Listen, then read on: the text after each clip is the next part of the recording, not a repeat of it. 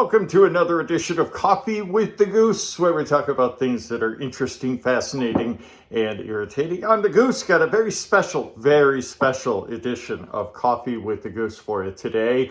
Not going to talk about boxing, not going to talk about politics, any of that nonsense. This is something much more important. But first, let's get a little coffee, shall we? My coffee, as you know, very strong, like my opinion, and got some creamer in there to make it sweet, just like me.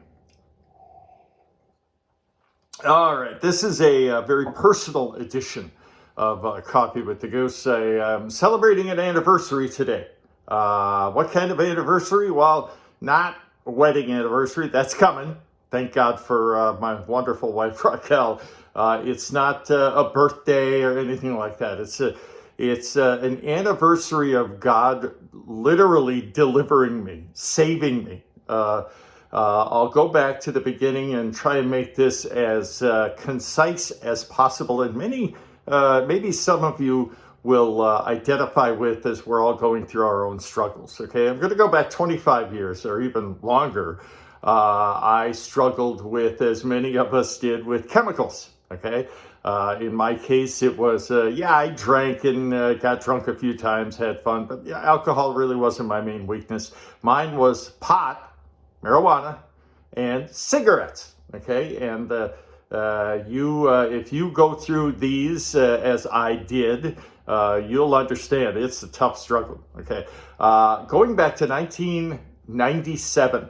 Okay, I in the gutter, like many of us were. Okay, enough of that. Many of us. I'm just going to go with me. Okay, I was in the gutter, and the day after my birthday, amazingly enough, my mom fell ill, and her struggle was with cigarettes as well and with alcohol.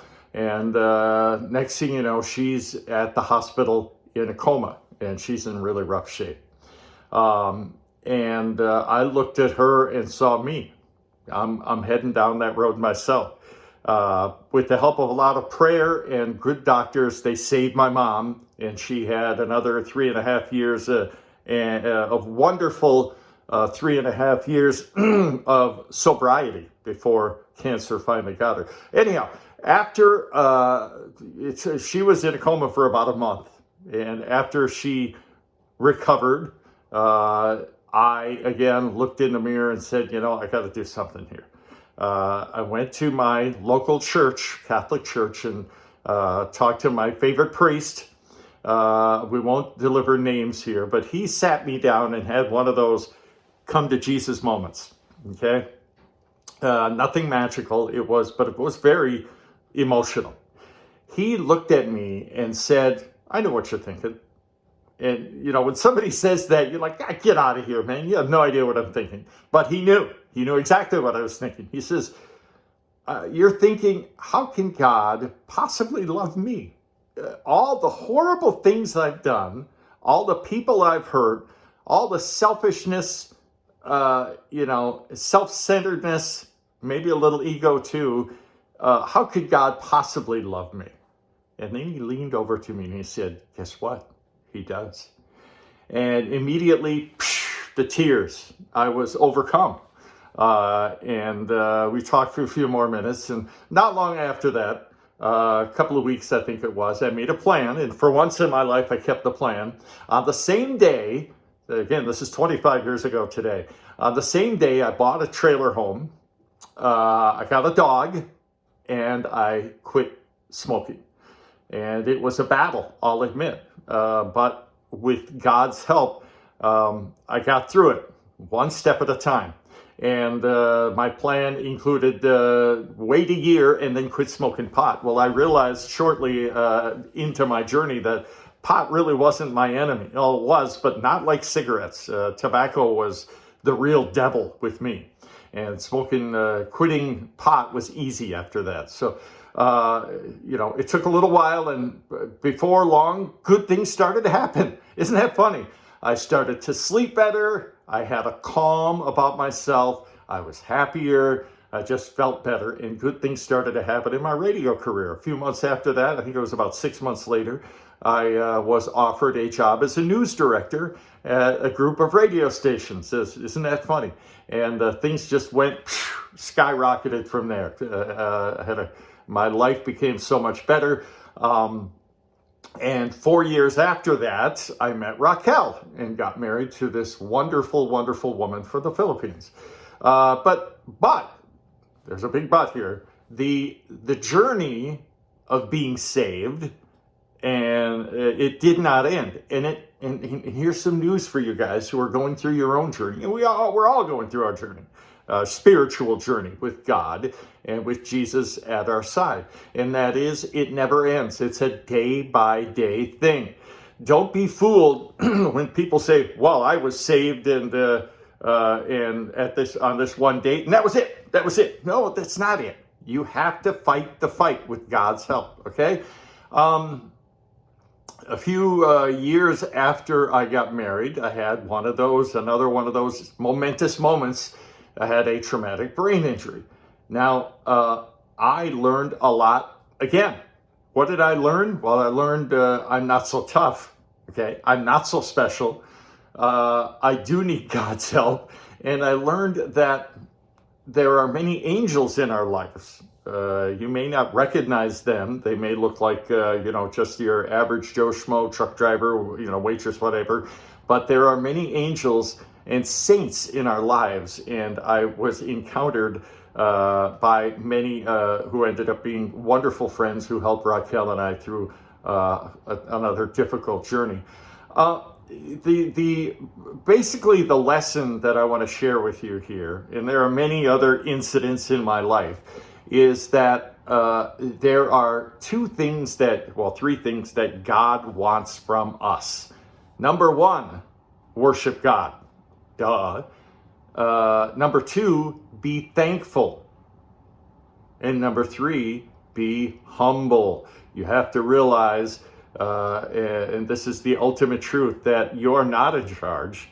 You may think, you're making a lot of money, you look great, you got a wonderful house, everything's hunky-dory, but it can all collapse in a moment. All it takes is one incident and it all crumbles like a house of cards, and it did for me. You have to get up every day and realize it's a spiritual battle. It's spiritual warfare. The devil is hard at work, and he wants you. He wants your soul. And don't give it to him. Keep fighting the fight.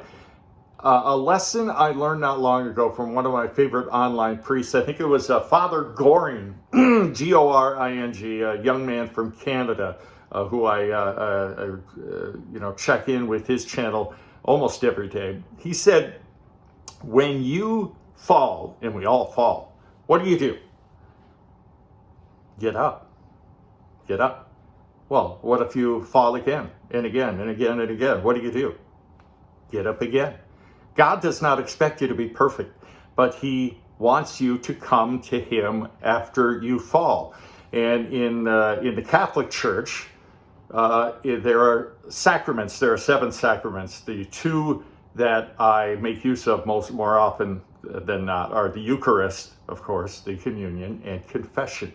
You need to keep going back to God. I remember years ago seeing a TV commercial. I think it was for a shampoo, and the motto was wash, rinse, repeat. Wash, rinse, repeat. And that's the same thing with your spiritual battle. You fall, you get up. Repeat. You fall, you get up, you repeat. What did Jesus, I think Peter asked Jesus, how many times do I forgive my brother? 7 times? And Jesus said, no, 70 times 7. The message there is keep going. Keep forgiving your brother and your sister for their wrongdoings, and God will forgive you. Remember the Lord's Prayer. Deliver us from evil, and our Father who art in heaven, hallowed be thy name. Thy kingdom come. Thy will be done. Okay, we're not the one making the decisions. It's God. And forgive us our trespasses as we forgive those who trespass against us. If we want God's forgiveness, he's going to forgive you time and time and time again, as long as you come to him humbly and you keep fighting the good fight. But he also expects us to forgive others. If you can't forgive your brother and your sister, don't expect God to forgive you, right? I've learned, I'm going to sum this up now with what I have learned here the last 2.5, 3 years with COVID, with the race thing, the riots and the dirty politics that have been going on. I've learned not to watch the news anymore, even though I used to deliver the news on the radio for many, many years. It used to be almost I was addicted to the news, but no more, because it just brings you angst. You worry, you can't sleep well, it's just too much. Hand it over to God. He's running the show. He's in charge. He's got it figured out. God's ways are not our ways, right? I've learned 3 things. Don't watch, or more than 3. Don't watch the news, okay? Pray the rosary every day. If you're a Catholic, and if you're not a Catholic, the church is there to welcome you. You can become one, no doubt. Do the rosary every day. I was fortunate enough to get the brown scapular from the Sisters of Carmel here about a year ago, and I wear that, and I try to go to Mass every day if I can. And of course, the Eucharist and the confession, the sacraments of the church are there for you. God is always there for you every day. He doesn't expect you to be perfect. He expects obedience, follow his will, and come to him with your troubles and with your failures.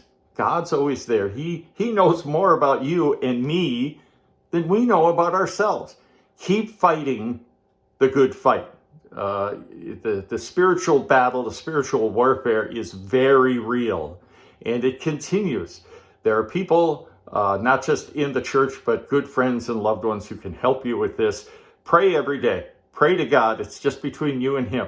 And again, as Jesus said, don't be like the hypocrites and standing on street corners and praying so everyone can see you and acknowledge what a holy man or woman you are. No, go behind closed doors, and your Father who sees in secret, will you pray to him in secret. You have that relationship with God. He loves you more than any human being could ever love you. Okay, so there's my story. And again, it's an ongoing struggle. We all struggle. Anybody who says they don't struggle with sin and their imperfections, they're not telling the truth. We're all of us. Nobody comes close to the standards that God set. None of us. So don't let that get you down. Pray to God, trust in God, believe in God. Jesus came to save you and I, and it's a daily battle. So there you go. That's it for this edition of Coffee with a Goose. Again, I'm celebrating this 25th anniversary by humbly and thankfully praying, and we'll go to Mass here shortly and pay God his due homage. So let me know what you folks have to think, and if I'd love to hear about your spiritual journey and your struggles and how what you're doing with God's help to overcome your weaknesses and your failures, as we all have them. Okay, so let me know what you have to think. That's it for this edition of Coffee with a Goose. God bless you, and we'll talk to you again soon.